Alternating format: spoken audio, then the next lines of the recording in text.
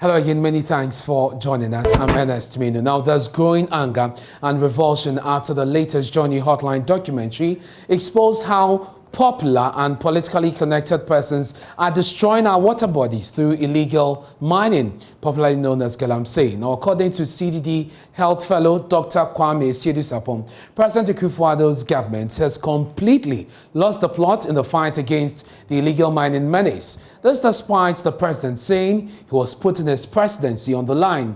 Dr. Siedu-Sapong wants President Akufo-Addo to renew his commitment. He spoke on the Super Morning Show. Is the president and his acolytes in the executive, are they willing to act? And I tell you what, my answer is no, sadly, Kojo, and I'll tell you why my answer is no. Yesterday, there was a release while I was listening to one of your programs in the evening, which said that what is being bandied around by Akonta mining as permits to mine in those reserves do not actually apply to those reserves. They don't. And it was read live on air. Yet the person is walking around. We've got institutions who are clothed with the power to act, arrest, investigate, and prosecute. And what do? They turn themselves into institutions that issue counter statements and notices to someone who is deceiving the general public. I mean, is that what we call democracy? Is this how bad it can get? And that is why when I think along these lines, I tend to agree with those who disagree with Kweku as well, that the president can't. Because the man told us he had put his presidency on the line. He had put his presidency on the line. And when you put your presidency on the line, I read a bit, if it was Japan, and someone said he had put his integrity on the line, he jumps off a bridge because he's lost face. If it's in China, you know what happens. If it's in South Korea, we know what happens. But when it's in Ghana, we get a president who explains his actions away. That is the difference. And that is why I think, though we would continue advising, like Kweku said, and Occupy Ghana and others have issued notices for a state of emergency to be delivered, I doubt if the Nanado some of us believed in prior to 2016 and some of us voted for, it's clothed with a political will to actually act. I'll be surprised if he does.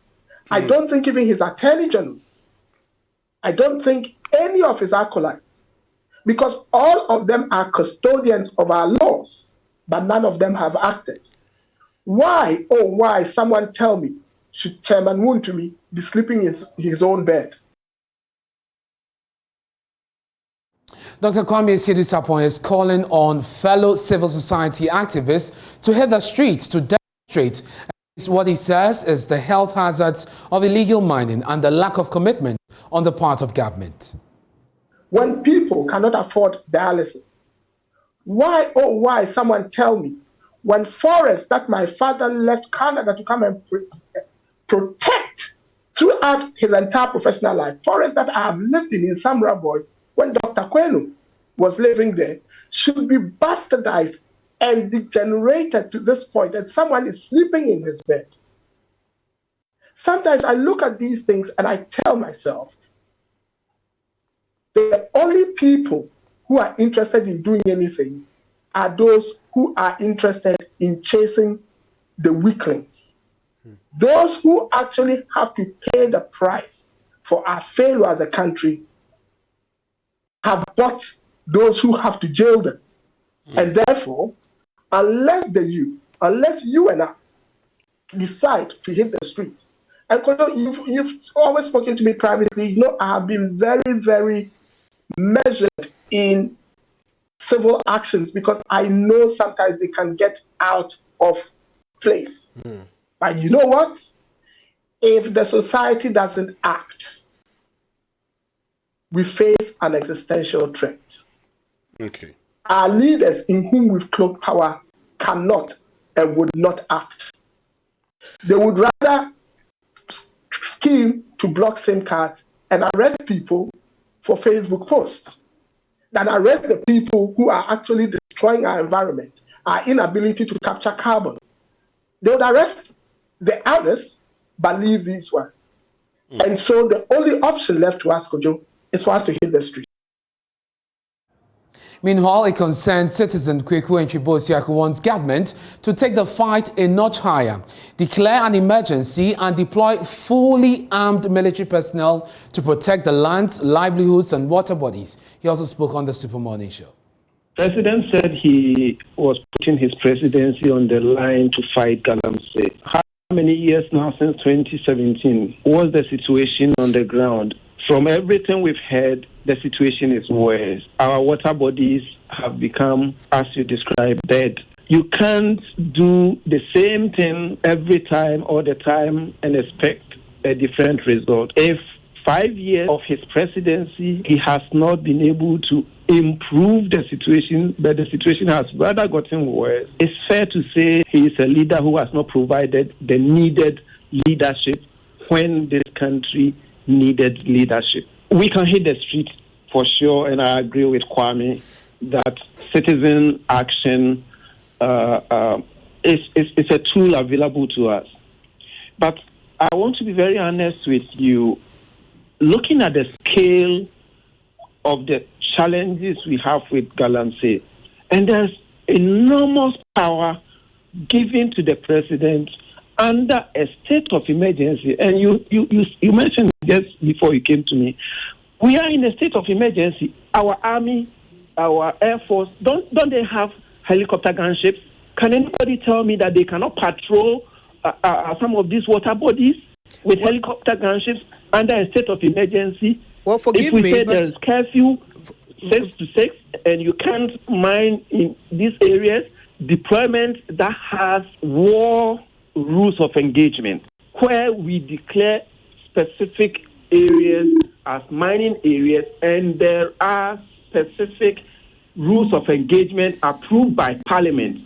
If you are found within that perimeter or within that area of a river, the military can engage you under war rules of engagement.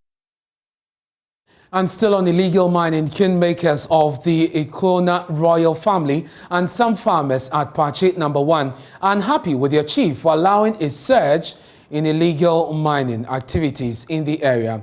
They accuse him of selling farmlands for Galamsey activities. Residents also say their sources of water supply have been destroyed completely by the heavy pollution from mining in the area. Insure FM's Ewuku Malik visited the area and some sites at Pakyi Number 1 and has come through with the following report. Cocoa farms and other lands for food crops have been excavated for gold mining at Pakyi Number 1 in the Amansia West district. Vast farmlands are left with huge gullies, posing danger to other farmers in the enclave. To get water for domestic chores, residents trek for almost 2 kilometers daily. Most of the residents now depend on rainwater for domestic chores and farming activities.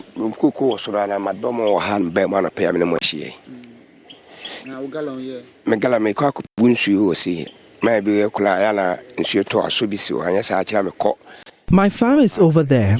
I'm going to fetch water to irrigate my farm. Someone collects rainwater, so that's where I'm going for water. There is no water source here. You'd have to hire a tricycle to fetch water for you to water the crops when it's Hamatan.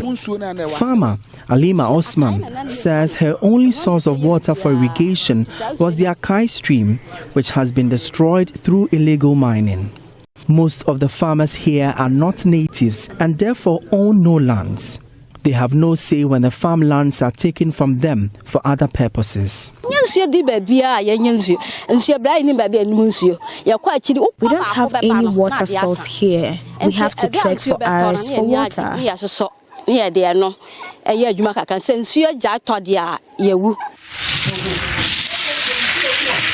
The Ghana Cocoa Board projects its annual cocoa output to rise to 1.6 million tons by 2026. But this is strengthened by the activities of illegal miners. Mining equipment are visible at most sites visited at Pakyi Number 1. At a site close to Manso Enyare, a Chinese is in a company of other Ghanaians working. The land belongs to natives of Pakyi Number 1. Leader of the team, Kennedy Chumesi, claims their boss is in Kumasi. There are no jobs here. Some young miners we met at another site were working with shovels and axes. Without excavators, they are able to mine to make a living. Yaya Abdullahi says he is a senior high school graduate. When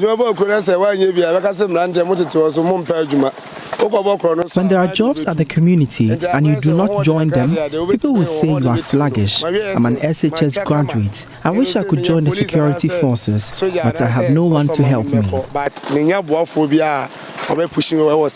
Mined lands are left uncovered.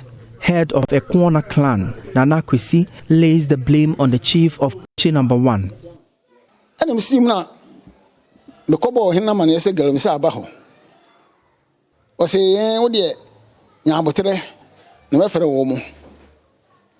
I told the chief here illegal mining is looming out of the community, but he told me to have patience and that he would talk with the miners. I've been to the site thrice to caution them, but the illegal miners told me they are not scared of me. I know the chief is behind their actions. Meanwhile, the youth in Pakyi Number 1 are planning to demonstrate against the chief, who has failed to respond to the accusations.